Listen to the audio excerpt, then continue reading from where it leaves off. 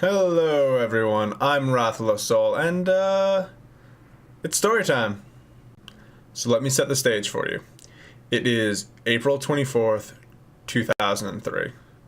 I'm a freshman in high school, and I'm cracking Japanese packs of the latest set Controllers of Chaos.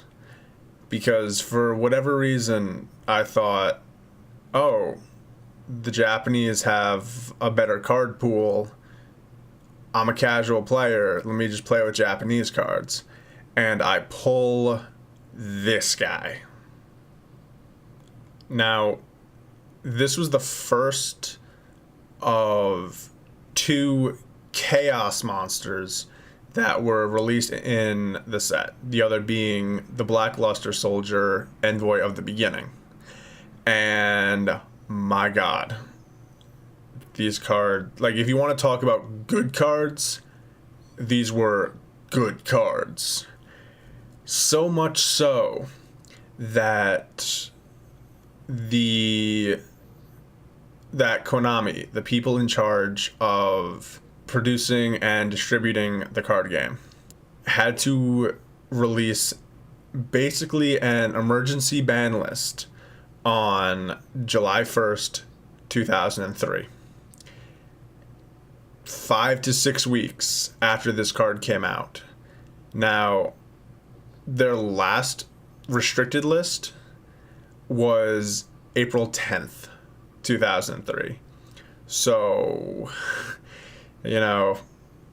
2 weeks since a ban list, this new card comes out, and then Japan goes, oh shit, we fucked up. This thing's too good. Put it to 1. Put it to fucking 1. Now, fast forward. It's now March 1st, 2004.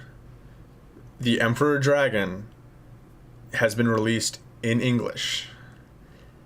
And it is just as powerful. And it's in English.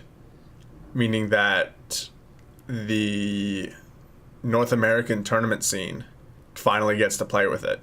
And they know its power. They know how strong it is. It's so much so that the Japanese tournament scene has put together the Forbidden List. That's right. March 1st, 2004 was when the OCG first introduced the Forbidden List. The same day that Chaos Emperor Dragon, Envoy of the End, is released in English. North America doesn't catch up with this for some time, but April 1st, 2004, the Dragon gets put to 1. You had 4 weeks. You had 4 weeks to play with it at 3. And I never got more than my 1, so I didn't really care, but I can only imagine how horrifying 3 Emperor Dragons would have been. It's not until October 1st, 2004, that the TCG introduced their own Forbidden List. And if I remember around the time, this was when the OCG and the TCG finally decided, all right, whenever you release a ban list, we will release the same one. And it kind of went every 6 months, new list. Before then, I think it was something like every 5 to 7, every 4 to 8. It was, you could see 2 lists a year, you could see 4 lists a year.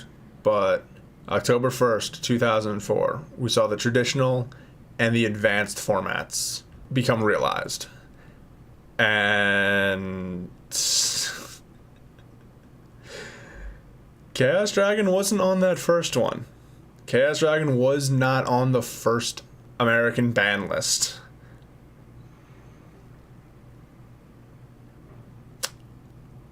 They fucked up.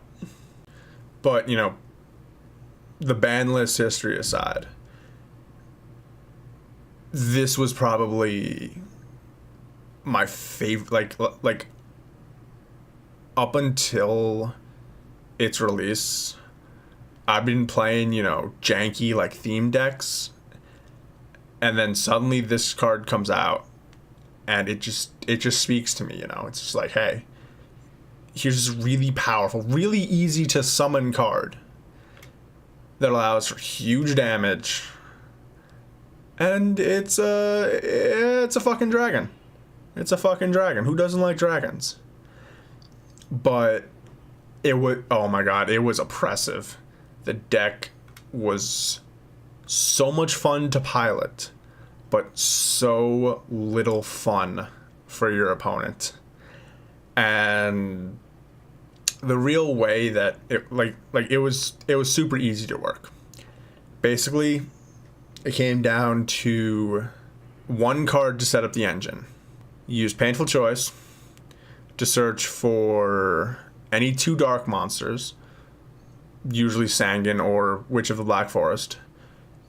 Any 2 light monsters, literally any 2 light monsters. And then the 5th card, who cared? Just it didn't matter. Usually it'd be like, I don't know, Sinister Serpent or something. But your opponent picked one, it went into your hand, the rest went to the graveyard. And then you'd use one of 2 reanimation spells.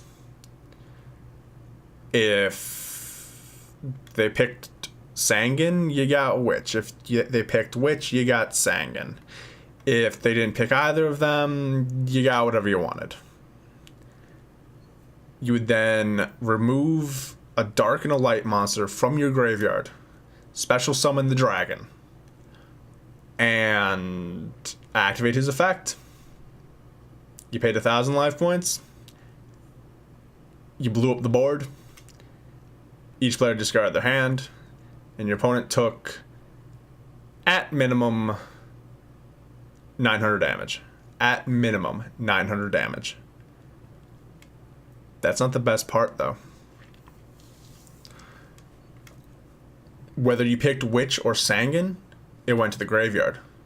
It activated its effect. You went and you searched for the dumbest card in the entire game. The Crow, Yata-garasu. Summon that guy and poke your opponent with it. His effect activates. They can't draw on their next turn. They have no cards in hand. They just look at you like, well, I guess I passed my turn. You draw. You summon the Crow. You do it again and again and again. It was tedious and obnoxious and, oh my god, it was giggles. It was fucking giggles. Now, I'm going off a very, very rough memory of what the deck list looked like, since it's been like 13, almost 14 years since I was able to play it, and I've actually lost the cards. Like, I think I lent them to a friend, and the deck just went missing. But I think this is what it looked like, and let's just take a better look at it with the actual card images, and I think you'll notice a theme. Now, this is based off of the current Forbidden list, and most of these cards are banned. They're still, they've been banned since like day 2, and will likely, I mean, some of them come off and on. Like, I know Monster Reborn was back for a little while. Raigeki is back, and that was one of the first cards they hit. But Sangan, you can run as many as you want. Witch, you can run as many as you want. And that is mostly in part to now this is something that I know Wizards of the Coast did just to kind of like smooth out their text, but for the longest time most of us were like, Yu-Gi-Oh won't errata anything. Erratum just doesn't exist. And on April 1st, 2016,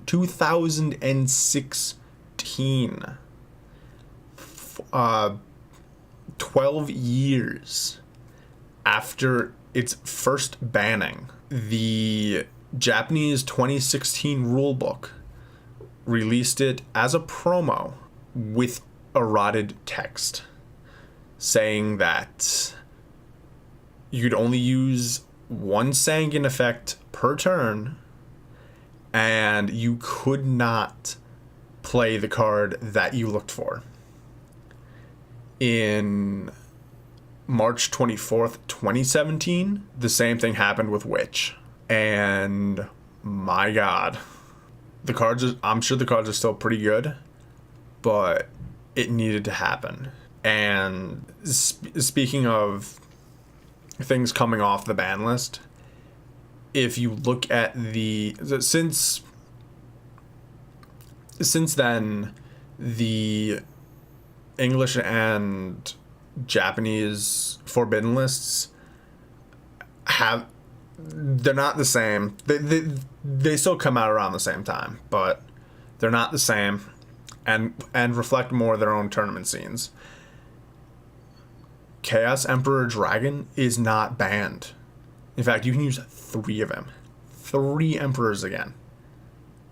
And the reason why is on January 21st, 2015, it was released as a V-Jump promo with 1 additional line of text.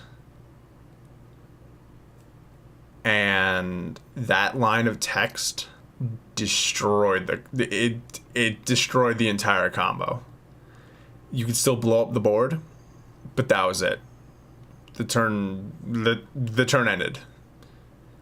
Your opponent got a chance to recover, and oh my God. Now this only exists in the Japanese version. The English Emperor is still banned. Still has the same text it always has. And my God. If anyone says the Emperor Dragon should be unbanned, no. No, the card's too good. It looks awesome. It's too good. Anyways, guys, thanks for joining me on this little walk down memory lane mini history rant. Is there a rant? I don't know if it's a rant. Whatever it was. If you enjoyed it, hit the like, comment, subscribe button. And if you want to see more of this kind of content, let me know. I'm sure I can dredge up some other things. See ya.